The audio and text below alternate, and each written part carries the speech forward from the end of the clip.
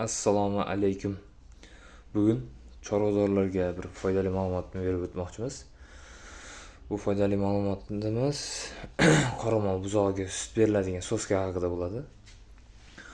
Bu soskani foydali tomonlariga keladigan bo'lsak, sutni bir me'yorda, ya'ni bir rejimda berilishligi, sutni 1 gradusda berilishligi, sutni 1 litrda berilishligi foydali tomonlari. Bu soskalarimizga keladigan bo'lsak, har xil vitamin, mineral, damashniy tuxumni sut ichiga chaqib bersalaring ham bo'ladi.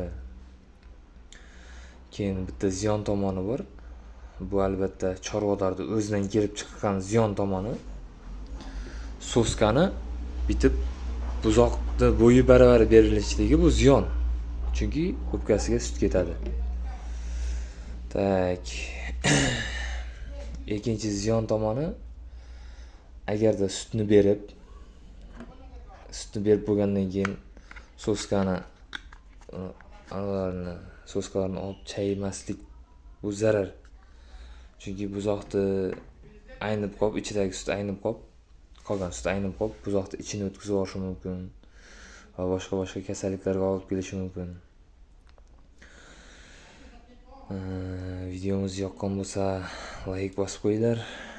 Shu buzoq boqadigan tanishlaringga jo'natib qo'yinglar.